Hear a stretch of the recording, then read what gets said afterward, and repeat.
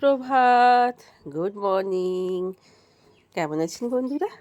আশা করি ভালো আছেন, সুস্থ আছেন। আমিও ভালো আছি। আপনাদের সুস্থতা কামনা করে শ্রাবণীর এমএস ব্লগে আপনাদের সাথে নিয়ে আমার পথ চলা শুরু হলো।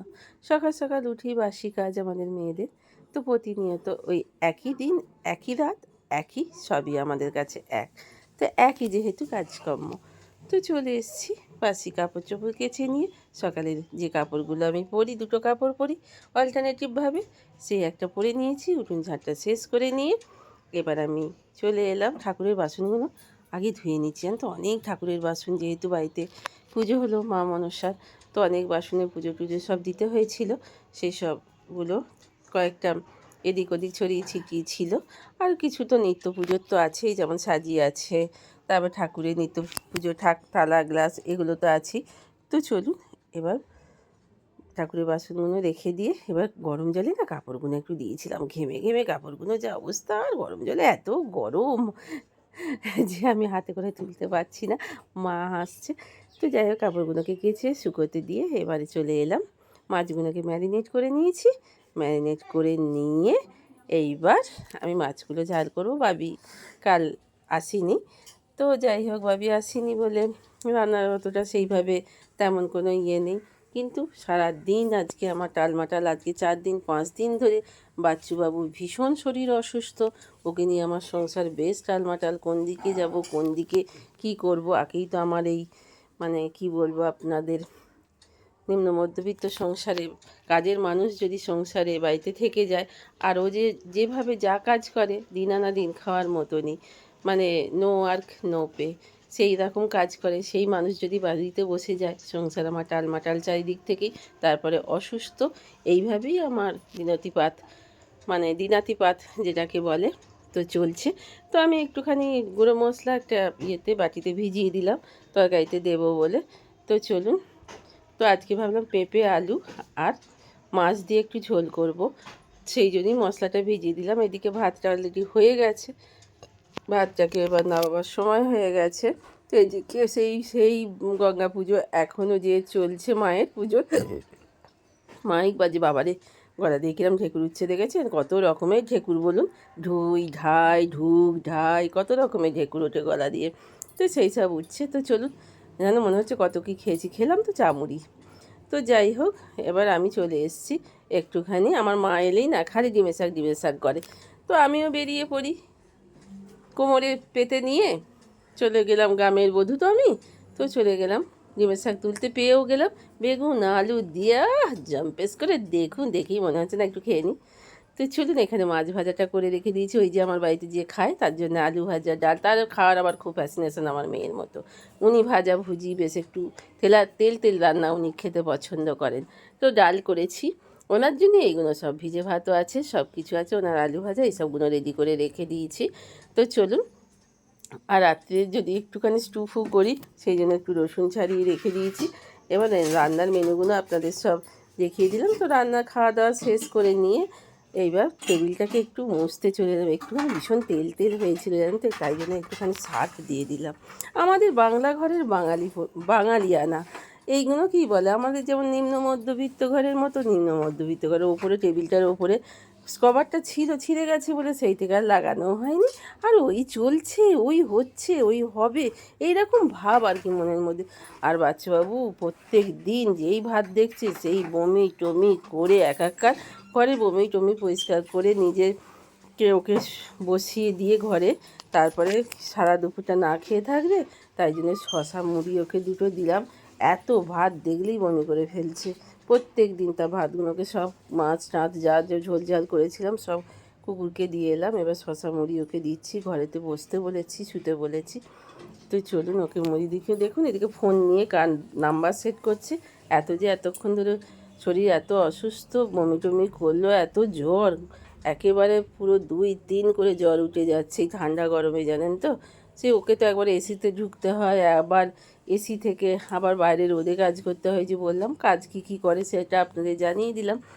তো যাই হোক, মুড়িগুলো খেয়ে নিই। ওই মুড়ি শশা খেয়ে আজকে 2 দিন।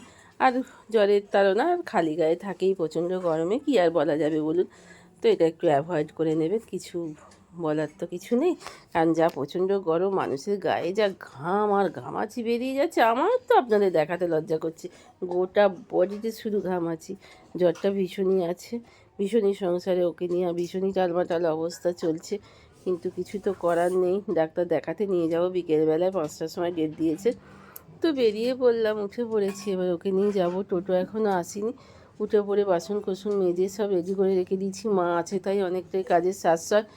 তো যাই হোক, করেছি মা আছে তাই বোতলে জল ফলগুলো ধরবে, রান্নার জল ফল ধরে এবার রেডি করে নিয়েছি। টোটো এলেই বেরিয়ে পড়বো।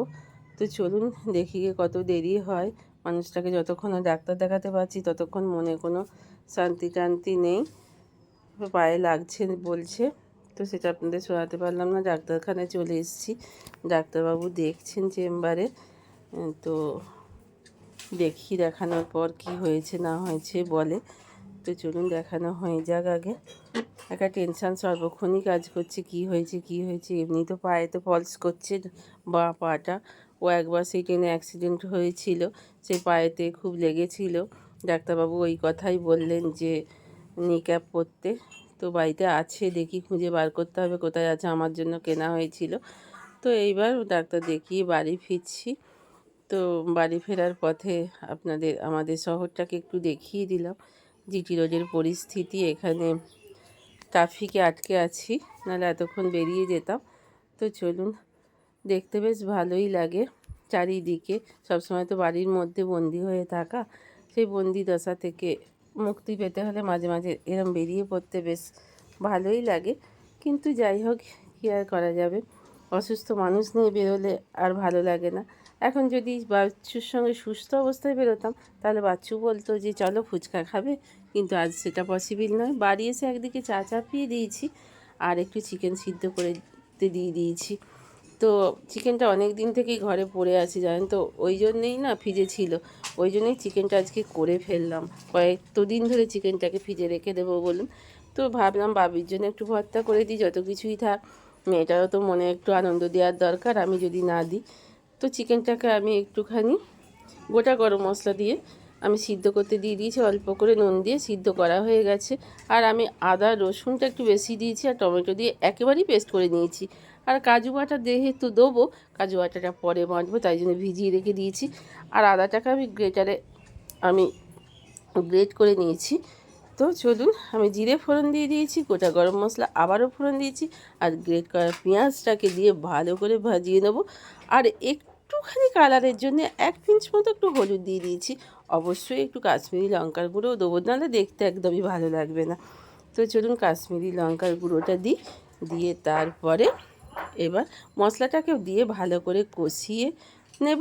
কষিয়ে নিয়ে এখন আমি পেঁয়াজটাকে একটু ভালো করে ভেজে নিই জানেন তো, কাশ্মীরি লঙ্কার গুঁড়ো দিয়ে ভালো করে, হলুদ দিয়ে একটু ভালো করে, পেঁয়াজটা না ভাজলে না পেঁয়াজের গন্ধটা একটু থেকে যায়, তাই জন্য পেঁয়াজটাকে ভালো করে আগে একটু কষিয়ে নিতে হয়। পেঁয়াজ থেকে যখনই তেল ছেড়ে দেবে তখন সবজি টবজি দিলে না তরকারিটাও বেশ খেতে ভালো লাগে, আর অনেকটা কী বলুন তো টেস্টও হয়। তো চলুন, এইবার আমি মশলাটা দিয়ে দিয়েছি, মশলাটা দিয়ে আরও ভালো করে এবার কষিয়ে নিই, এবং কষিয়ে নিয়ে ওপর থেকে চিনি আর একটু নুন টেস্ট দিয়ে দিয়েছি। দিয়ে আমি ভর্তার জন্য সিদ্ধ করা চিকেনটাকে একটু ছিঁড়ে নিয়েছিলাম হাতে করে, দিয়ে দিয়েছি, এবং গোটা আপনার কাঁচা লঙ্কা আর দিয়ে দিয়েছি গোটা আপনার গোলমরিচ। আর এখানে কসুরি মেথি বেশ কিছু বার করে রেখে দিয়েছিলাম, কসুরি মেথিগুলো একটু গরম করার জন্য না প্রেসারের প্রেসারটায় চিকেন স্টু করে দিয়েছি বাচ্চুর জন্য। ও শুধু স্টু দেবো ওকে রাত্রে খেতে, জানেন তো, কারণ